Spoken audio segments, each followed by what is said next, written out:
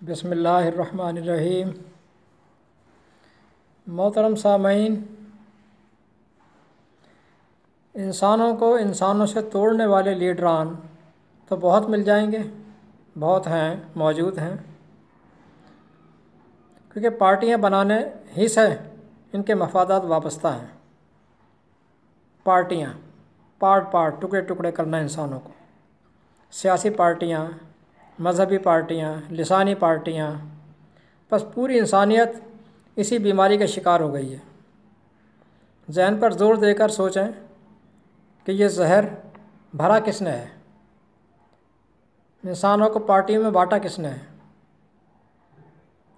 انہی لیڈران نے، جنہیں آپ اپنا ہمدرد سمجھ کر لیڈر چنتے ہیں۔ آپ نے ان کو اپنا ہمدرد سمجھ کر لیڈر چنا ہے، سیاسی لیڈر، مذہبی پیشوایان۔ غور کیجئے کہ اس پھوٹ اور ڈویژن نے آپ کو دیا کیا ہے؟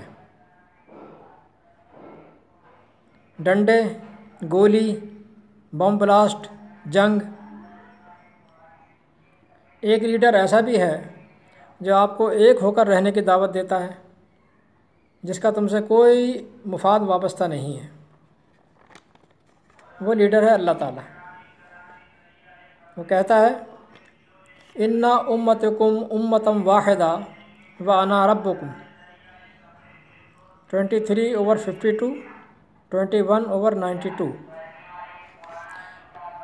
بلا شبہ تمہاری امت تو بس ایک ہی امت ہے، اور میں تمہارا رب ہوں، میں تمہارا پالنہار ہوں۔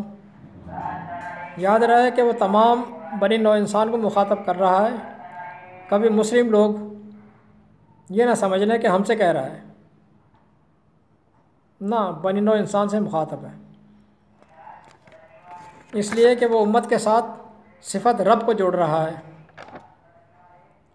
وَأَنَا رَبُّكُمْ، امت کے ساتھ صفت رب کو جوڑ رہا ہے، اور رب وہ تمام انسانوں کا ہے۔ رب الناس 114/1۔ اور اس رب نے بلا تفریق تمام انسانوں کو برابر کی عزت و تکریم بخشی ہے۔ وہ کہتا ہے وَلَقَدْ كَرَّمْنَا بَنِي آدَمَ 17/70۔ یہ کرمنا باب تفعیل سے ہے، جس میں ایک دوسرے کے ساتھ برابر کا معاملہ ہونا آتا ہے۔ ایک ایسا معاشرہ جس میں ہر شخص ایک دوسرے سے عزت و تکریم سے پیش آئے، ہر ایک کے برابر کی عزت ہو، بلا رنگ، مذہب، نسل، لسان، بحیثیت انسان سب برابر کی عزت رکھتے ہیں۔ قرآن کریم میں جو یہ اعلانات نظر آتے ہیں، جو ہم حوالے دے رہے ہیں، یہ دین اسلام یعنی اسلامی حکومت کے آئین کی شقس ہیں، آرٹیکلز ہیں، آئین کے آرٹیکل جو ہم آیات کے حوالے دیتے ہیں۔ یہ آیات کے نمبرز آرٹیکل ہیں اس آئین کے، اس کانسٹیٹیوشن کے۔ اب آئیں اس طرف کہ جب پیدا کرنے والے نے تمام انسانوں کو بحیثیت انسان ایک امت، 1 یونٹ پیدا کیا تھا، تو یہ ہندو، کرسچن، بدھسٹ، یہودی، مسلمان، جبکہ مسلمان تو کوئی لفظ ہے ہی نہیں، اصل لفظ مسلم ہے، مسلمان کوئی لفظ نہیں ہے۔ اور مسلم کہتے ہیں سلامتی کے ساتھ پیسفل رہنے والے شریف شہری کو، اس کو مسلم کہتے ہیں۔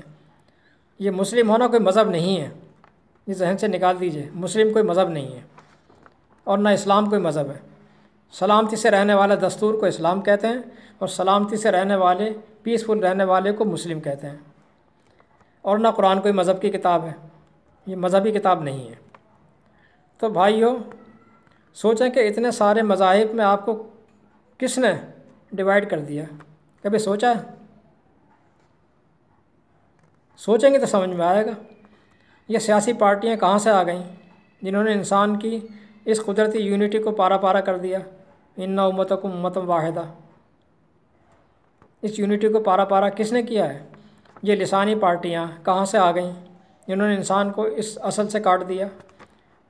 پھر جو شخص انسان کو انسان سے کاٹ کر الگ کرے، جدا کر دے، پارٹ کر دے، وہ محسن انسانیت کیسے ہو سکتا ہے؟ بس اگر آج امن قائم ہو سکتا ہے تو صرف انسان کے خالق کی رہنمائی میں، خالق کی رہنمائی اور وہ رہنمائی اب صرف قرآن کریم میں ہے۔ شک و شبے سے پاک، تحریف سے پاک، آج صرف ایک کتاب ہے اور وہ ہے قرآن۔ تحقیق کر کے دیکھ لیجئے، میرے کہنے پر نہ جائیے، جو تمام انسانوں کے رب کی طرف سے تمام انسانوں کے لیے ہے۔ جو قوم بھی اس کی رہنمائی میں حکومت بنائے گی، اپنا دستور بنائے گی، آئین بنائے گی، وہ کامیاب جائے گی اور تمام انسانوں کے امن اور سلامتی کی ضامن ہوگی، تمام انسانوں کے بلا تفریق۔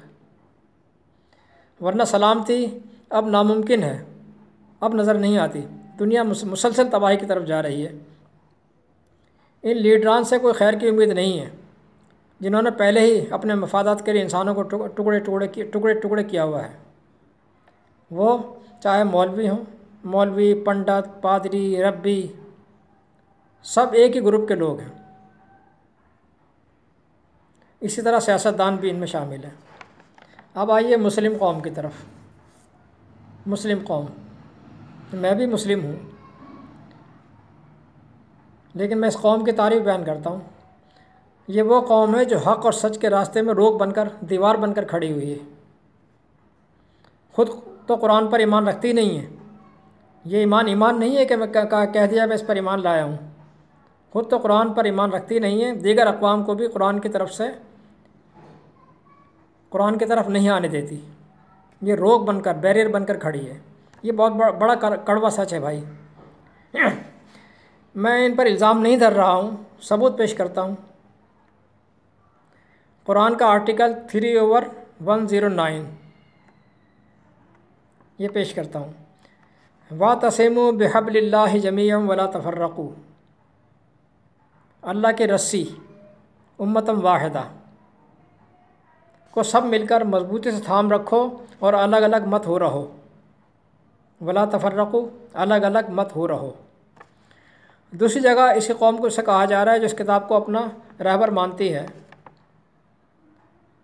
اور یوں ہم نے تمہیں ایک مرکزی امت بنایا، لِتَكُونُوا شُهَدَاءَ عَلَى النَّاسِ وَيَكُونَ الرَّسُولُ عَلَيْكُمْ شَهِيدًا 2/143، تاکہ تم تمام بنی نوع انسان کے نگراں، اوورسیئر بن کر رہو اور رسول تمہارا نگراں۔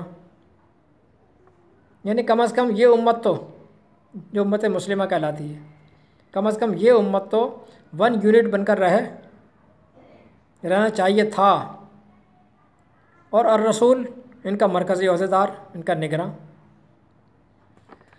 اس قانون یا ان آرٹیکلس 3/103، 2/143 کے تحت اس امت مسلمہ کو پوری دنیا میں 1 یونٹ بن کر رہنا تھا، لیکن نہیں رہی۔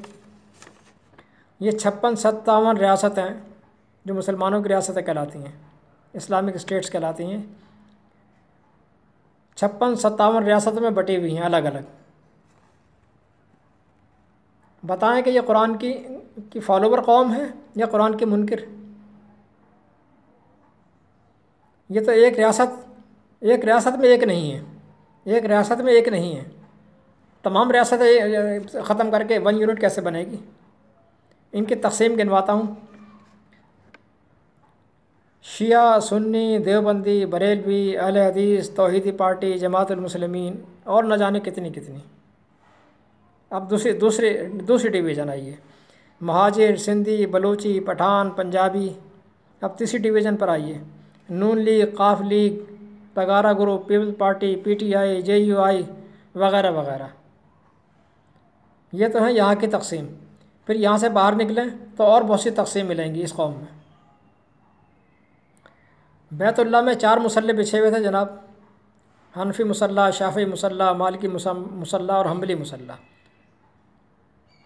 اور ایک مصلی پر نماز ہو رہی ہوتی تھی، باقی لوگ کھڑے ہوتے تھے۔ جب وہ امام اس کا نماز پڑھا کر چلا جاتا تھا تو پھر باقی لوگ دوسرے مصلی پر آتے تھے، اپنے والے پر، ان کا امام کھڑا ہوتا تھا۔ اس طرح الگ الگ 4 نمازیں ہوتی تھیں، ابھی کچھ عرصہ پہلے ختم کرائی گئی ہیں۔ لہٰذا اہل علم سے میں گزارش کرتا ہوں، اہل بصیرت سے گزارش کرتا ہوں کہ مسلمانوں کے طرز عمل کو اسلام کی کسوٹی نہ بنائیں۔ انہوں نے قرآن کے اسلام کو قبول نہیں کیا ہے، ان کا اپنا بنایا ہوا اسلام ہے، ملا ازم، نہ یہ قرآن کو جانتے ہیں۔ ان کو مائنس کر کے قرآن کا مطالعہ کیجئے اور دنیا کے کسی خطے میں اس کی حکومت قائم کیجئے، کوشش کیجئے تاکہ دنیا کو آنے والی بڑی تباہی سے بچا لیا جائے۔ کوئی تعصب والی بات نہیں ہے، یہ کتاب اللہ کی کتاب ہے، انسانوں کے لیے ہے، مسلمانوں کے لیے نہیں ہے، انسانوں کے لیے۔ جو اس کو اپنائے گا، جو اس پر عمل پیرا ہوگا، یہ اس کی ہو جائے گی، یہ اس کی کہلائے گی۔ باقی تشریح انشاءاللہ آئندہ دوں گا۔ والسلام، آپ کا بھائی اے ایس انصاری۔